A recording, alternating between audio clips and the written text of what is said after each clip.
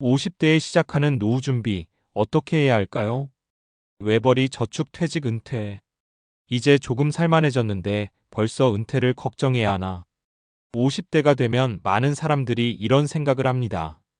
아이들 교육비가 어느 정도 끝나가면 숨을 돌릴 줄 알았는데 이번에는 부모님의 병원비가 걱정되고 자신의 건강도 예전 같지 않다는 것을 느끼기 시작합니다.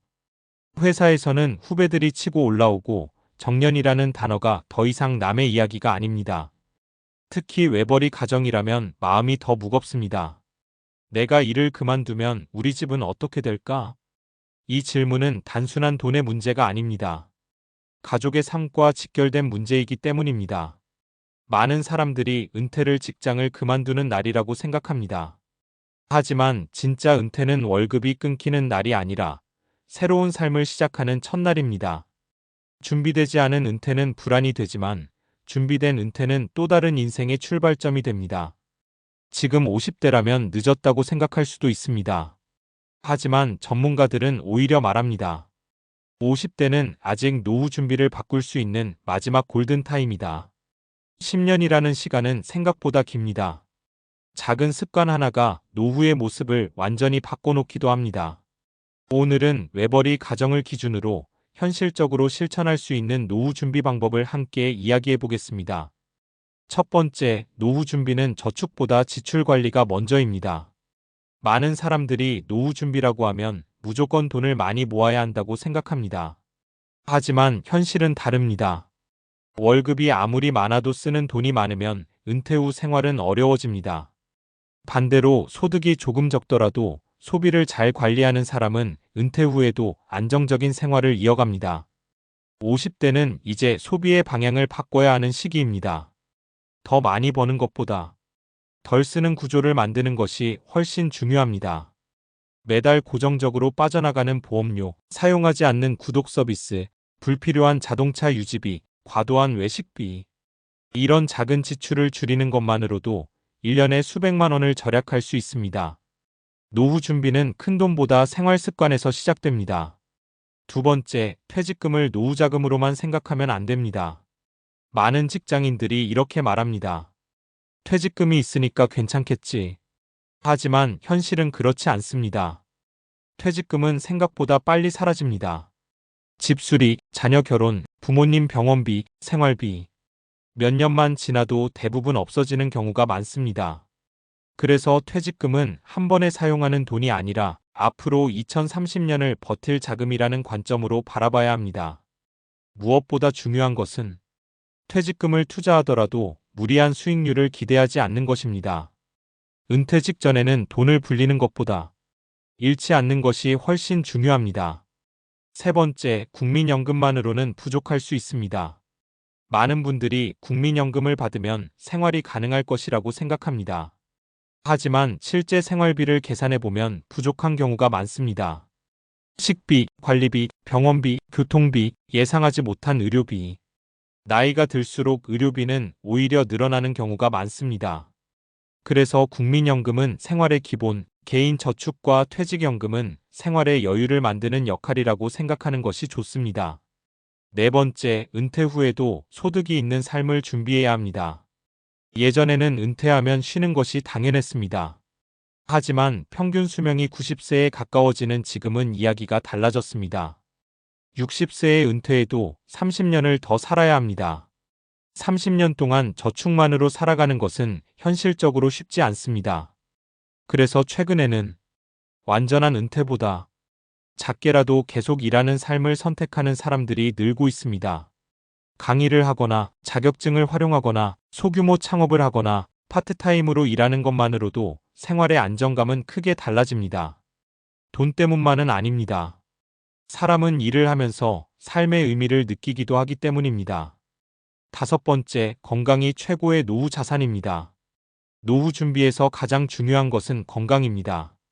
돈이 아무리 많아도 건강을 잃으면 행복한 노후를 보내기 어렵습니다. 반대로 건강하면 의료비도 줄고 일할 기회도 많아집니다. 매일 30분 걷기, 규칙적인 식사, 충분한 수면, 정기 건강검진. 이런 평범한 습관이 노후 자산을 지켜주는 가장 큰 투자입니다. 이런 사례가 있습니다. 제가 아는 한 분은 올해 58살입니다. 평범한 회사원이었고 외벌이로 아내와 두 자녀를 키웠습니다. 어느 날 퇴직까지 2년밖에 남지 않았다는 이야기를 듣고 큰 충격을 받았다고 합니다. 그동안은 어떻게든 되겠지 하고 살아왔는데 막상 퇴직이 눈앞에 다가오니 잠이 오지 않았다는 겁니다. 통장을 열어보니 저축은 생각보다 많지 않았고 대출도 조금 남아 있었습니다. 그분이 가장 먼저 한 일은 투자가 아니었습니다. 가계부를 다시 쓰기 시작했습니다. 안 쓰는 보험을 정리하고 사용하지 않는 구독 서비스를 끊고 주말마다 하던 외식을 한 달에 한 번으로 줄였습니다. 그렇게 절약한 돈을 퇴직연금과 저축으로 돌렸습니다. 그리고 무엇보다 컴퓨터 활용 자격증을 다시 공부했습니다. 퇴직 후에는 중소기업에서 계약직으로 일하게 되었고 예전 월급만큼은 아니지만 매달 일정한 소득이 생겼습니다. 그분이 웃으며 이런 말씀을 하시더군요. 예전에는 은퇴하면 끝인 줄 알았어요. 그런데 준비를 조금 하니까 은퇴가 끝이 아니라 두 번째 시작이더라고요. 이 이야기가 특별해서 소개하는 것이 아닙니다. 오히려 평범해서 더 의미가 있습니다. 노후는 하루아침에 바뀌지 않습니다. 하지만 하루의 습관은 노후를 바꿉니다. 지금 시작해도 늦지 않습니다.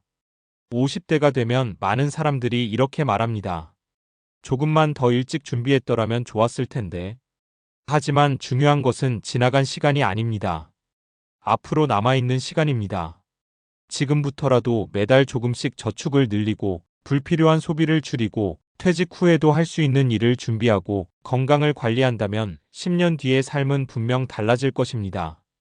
은퇴는 인생의 마지막 장이 아닙니다. 오히려 가장 긴 시간을 살아가야 하는 새로운 장의 시작입니다. 그래서 노후 준비는 돈만 준비하는 것이 아니라 삶을 준비하는 일입니다. 오늘 통장을 한번 들여다보고 가계부를 정리하고 앞으로의 10년을 천천히 그려보십시오. 작은 준비 하나가 미래의 불안을 줄이고 은퇴 후의 하루를 조금 더 여유롭고 따뜻하게 만들어줄 것입니다. 지금 시작하는 노후 준비는 늦은 준비가 아니라 가장 현실적이고 가장 현명한 준비입니다. 여섯 번째, 50대 노후 준비에서 가장 위험한 것은 조급함입니다. 50대가 되면 많은 분들이 이런 말을 합니다. 이제 시간이 없으니까 빨리 돈을 불려야 하지 않을까요? 바로 이 생각 때문에 큰 손실을 보는 경우가 적지 않습니다. 주변에서 몇 달 만에 2배가 됐다. 지금 투자하지 않으면 기회를 놓친다. 라는 이야기를 들으면 마음이 흔들립니다. 하지만 노후 준비에서 가장 중요한 원칙은 수익률보다 생존율입니다. 돈은 잃고 나면 다시 벌 시간이 부족합니다. 반대로 큰 수익을 얻지 못하더라도 원금을 지키면서 꾸준히 자산을 유지하면 은퇴 생활은 훨씬 안정적입니다. 실제로 행동경제학에서는 사람은 손실을 같은 크기의 이익보다 약 2배 정도 더 크게 느끼는 경향이 있다고 설명합니다. 이를 손실회피 성향로스 어버전이라고 합니다. 예를 들어 1천만 원을 벌었을 때의 기쁨보다 1천만 원을 잃었을 때의 충격이 훨씬 크게 느껴집니다. 은퇴를 앞둔 사람에게는 이 충격이 단순한 감정 문제가 아니라 앞으로 수십 년의 생활을 흔드는 위험이 될 수 있습니다.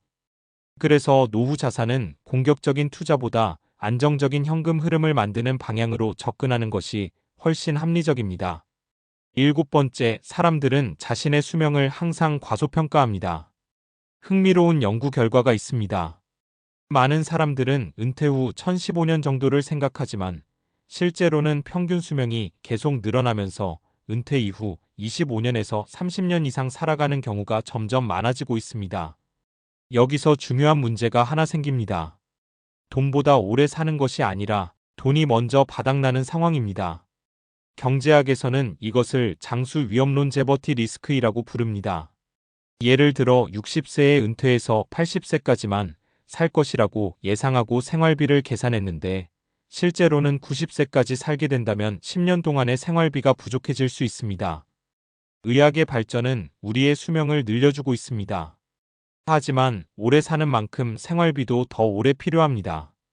그래서 노후 준비는 얼마를 모을까? 보다 얼마나 오래 사용할 것인가? 를 먼저 계산해야 합니다. 8번째, 뇌는 은퇴 후에도 일을 원합니다. 많은 분들이 은퇴하면 쉬는 것이 행복이라고 생각합니다. 물론 충분한 휴식은 필요합니다.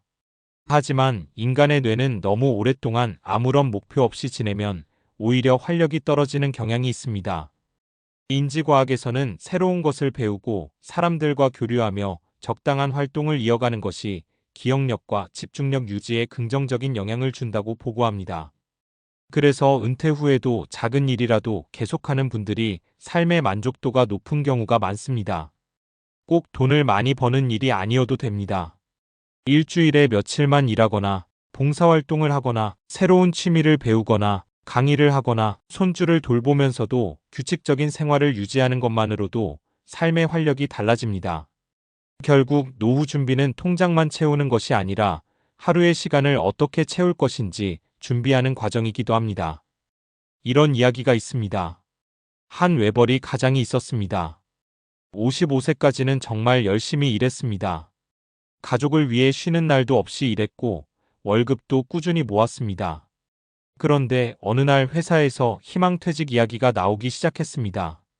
불안한 마음에 주변 사람들이 권하는 고수익 투자에 큰 돈을 넣었습니다. 이번 한 번만 성공하면 노후 걱정이 끝난다. 그렇게 생각했던 겁니다. 하지만 결과는 정반대였습니다. 시장이 급격히 흔들리면서 수년 동안 모아온 자산의 상당 부분을 잃었습니다. 그분이 나중에 이런 말을 했습니다. 돈을 벌지 못한 게 후회되는 게 아니에요. 욕심을 냈던 그 한 번이 가장 후회됩니다. 반대로 같은 회사의 다른 동료는 달랐습니다.